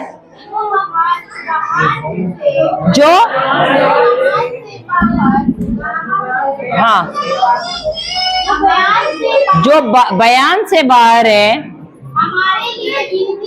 हमारे लिए विनती करता है और मनों का जांचने वाला जानता है कि आत्म मनसा क्या है, क्योंकि वह पवित्र लोगों के लिए परमेश्वर इच्छा से के अनुसार विनती करता है। तो करहाना का मतलब है कि जब हम नहीं जानते, अभी आप मनुष्य भाषा में जब प्रार्थना करते हैं तो आपके शब्द सीमित होते हैं, और इसीलिए प्रभु ने हमको अन्य भाषा के अलावा और एक हथियार दिया है, वो है करहाना। जब हम इसका करहाना कब होता है? जब हम जानते नहीं हैं कि हमको कैसी प्रार्थना करनी है। उस समय पवित्र आत्मा जो है हमारे आत्मा के साथ जुड़कर वो हमारी सहायता करता है प्रार्थना करने के लिए। कभी कभी आपने देखा है एक छोटा बच्चा रोते समय बहुत देर रोता है, और रोने के बाद उसको रोने को अभी होता नहीं तो ऐसे रोता है। कभी देखा है? वैसे ही जब हम अन्य भाषा में बातें करते हैं, एक समय ऐसा आता है जब हमारे पास शब्द ही नहीं होते, तब हम समझ नहीं पाते कि क्या करें। उस समय पवित्र आत्मा हमारे आत्मा को लेकर वो करहाना शुरू करता है। क्यों? और वो शब्द नहीं है, सिर्फ सिसकियां होती है, और उस समय हम जानते नहीं है कि कैसे प्रार्थना करना है। तो पवित्र आत्मा हमारी आत्मा को लेते हुए वो सिसकियां लेता है, वो करहाता है। और जब हम करहाते हैं तब पवित्र आत्मा हमारी इन सिसकियों को लेकर पिता परमेश्वर के पास जाता है। पिता परमेश्वर के पास जाते हैं, बिटिया, पिता परमेश्वर के पास जाता है, और वो जो हमारी समस्या है पिता को बताता है, और हम उसका उत्तर हमको 100% मिलता है। Hallelujah, hallelujah. तो करहाना एक अलग जो हथियार है प्रभु ने हमको दिया है, जिसके द्वारा हम प्रार्थना कर सकते हैं। अभी और एक हथियार जो दिया है वो है दहाड़ना। इसके बारे में कल हम ज्यादा विस्तार से सिखाएंगे। अब मैं सिर्फ सीमित इसमें बताती हूँ आपको थोड़े शब्दों में। अब यीशु जब पहली बार इस पृथ्वी पर आए थे तो किस रूप में? मनुष्य रूप में आए थे, लेकिन कैसा बनकर आए थे? सिंह बनकर आए थे या मेमना? मेमना बन के, क्योंकि यूहन्ना ने जब उनको देखा, यूहन्ना बपतिस्मा, उसने जब उसको देखा तो उन्होंने क्या कहा? ये देखो परमेश्वर का मेमना, जो किस लिए आया है? जगत का पाप लेने के लिए आया है। सही बात है। तो जब प्रभु यीशु यहाँ पर आए वो मेमने के रूप में आए। अब मेमना क्यों? मेमने का चरित्र क्या है? मेमने का चरित्र क्या होता है? मेमना कैसा है? पवित्र है। और अरे यहाँ मेमने नहीं है। मेमने के बारे में मालूम नहीं आप लोगों को? हमने तो यहाँ पर बलिया से उधर उस तरफ जाते समय देखा बहुत सारे मेमने थे किसके किसके पास। मेमने का स्वभाव क्या है? नम्र और डील यानी दीन। अच्छा, दीन। और मेमने के साथ क्या किया जाता है? बलि चढ़ाते हैं कि नहीं? चढ़ाते हैं कि नहीं? मेमने की बलि चढ़ाते हैं ना। सही बात है। तो हम जो अपने रिश्तों में एक दूसरे के साथ, हम मेमने रहते हैं क्या शेर रहते हैं? हम एक दूसरे के साथ घर पे रिश्तों में कैसे रहते हैं? मेमने जैसे रहते हैं कि शेर रहते हैं? शेर रहते हैं। सही बात है। तो यीशु, प्रभु यीशु रिश्तों में लोगों के साथ कैसे थे? मेमने थे या शेर थे? क्या थे? मेमने थे। लेकिन जब शैतान सामने आया उसके सामने कैसे हो गए? शेर हो गए। हम जब शैतान हमारे सामने आते हैं तो हम कैसे बनते हैं? तो हम उल्टा होते हैं? उल्टा होते कि नहीं? तो हमको रिश्तों में शेर बनना है क्या मेमना बनना है? शेर बोल रहे हैं। हमको रिश्तों में क्या बनना है? मेमना बनना है, क्योंकि हमारे प्रभु यीशु भी रिश्तों में लोगों के साथ कैसे थे? मेमने थे। लेकिन जब शैतान सामने आया, शैतान के साथ कैसे थे? शेर थे। तो हमको भी जब शैतान आ रहा है हमारे जीवन में चोरी करने, नाश करने, घात करने, तब हमको क्या बनना है? शेर बनना है। लेकिन हम क्या बनते हैं? उसके सामने मेमना बनते हैं, रिश्तों में क्या बनते हैं? शेर बनते हैं। Hallelujah, hallelujah. अब ये जो यीशु है, प्रेरितों ने प्रकाशना 5:5 कहता है कि प्रभु यीशु यहूदा का कौन है? सिंह है, शेर है।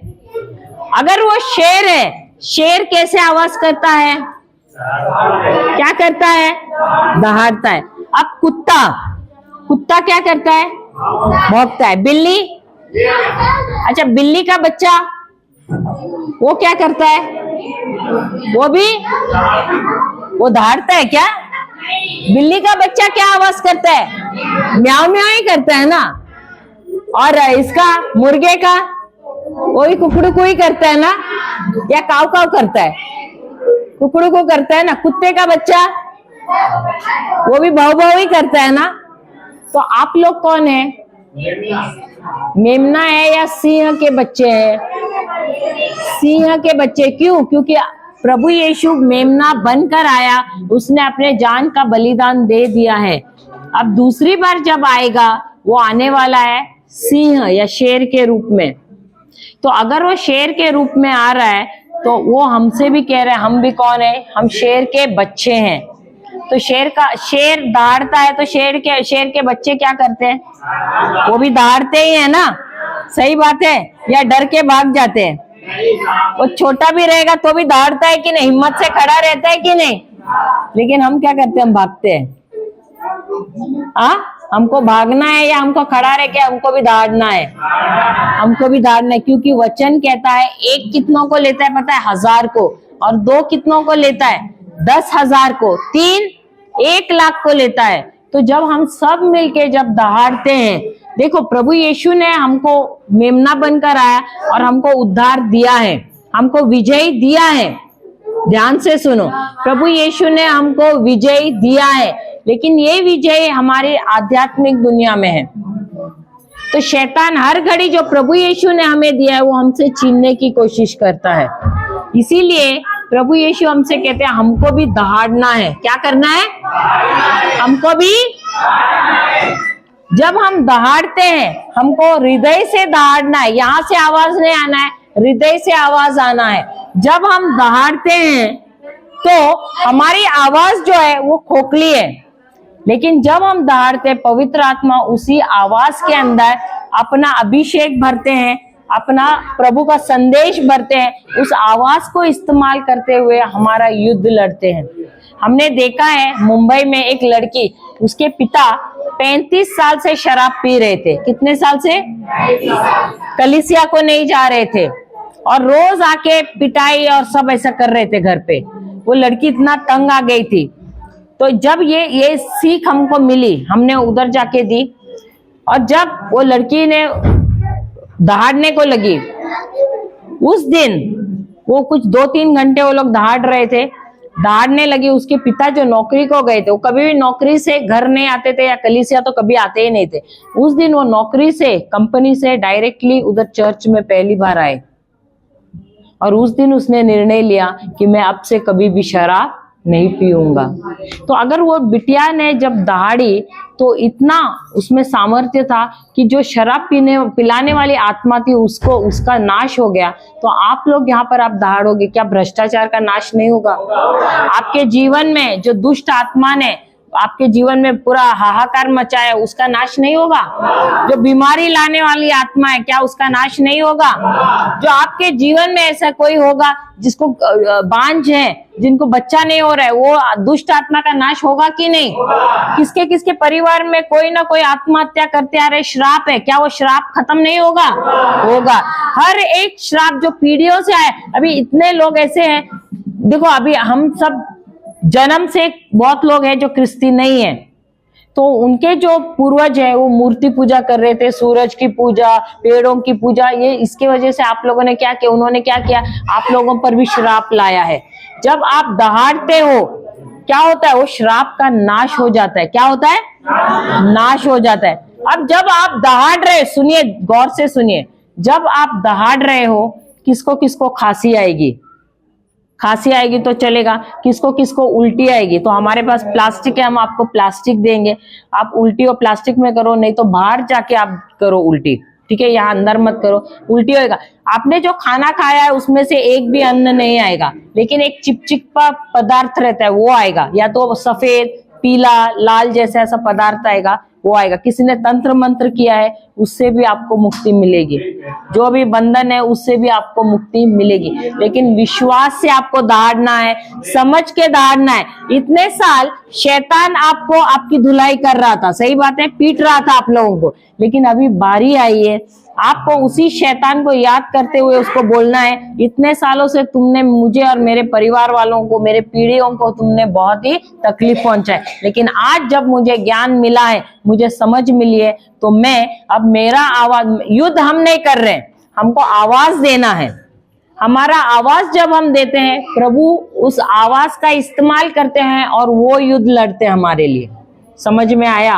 हमको छुटकारा देते हैं, हमको श्रापों से मुक्ति देते हैं, बीमारियों से चंगाई देते हैं। जो कुछ भी आपकी समस्या, भ्रष्टाचार से आपके, देखो हम ना सिर्फ हमारे लिए दहाड़ रहे हैं, हम हमारे प्रियजनों के लिए दहाड़ रहे हैं, हमारे पड़ोस में जो है गांव वालों के लिए दहाड़ रहे हैं, हम हमारे शहर के लिए दहाड़ रहे हैं, हमारे देश, हमारे स्टेट के लिए दहाड़ रहे हैं, हम हमारे कंट्री के लिए दहाड़ रहे, देश के लिए दहाड़ रहे, हम सारे राष्ट्रों के लिए दहाड़ रहे। अभी आप न्यूज देखोगे तो देखो कितना भ्रष्टाचार बढ़ गया है, सब तरफ युद्ध है, ये वो सब है। तो अभी उसके लिए हमको खड़ा रहना है, हमको सेना बनानी है। हमारा जो प्रभु है वो योद्धा है, हम उनके सैनिक हैं। तो हमको खाली उन्होंने कहा है दहाड़ो, अपनी आवाज दो, तो हमको अपनी आवाज देनी है, और ये आवाज हमारे हृदय से आना है, मुंह से नहीं, यहां से आवाज निकालना है आपको। समझ रहे हैं? ऐसे करके सिंह कैसे दहाड़ता है, तो ये आप ऐसे आवाज कर रहे हैं तो यहां से आवाज आती है।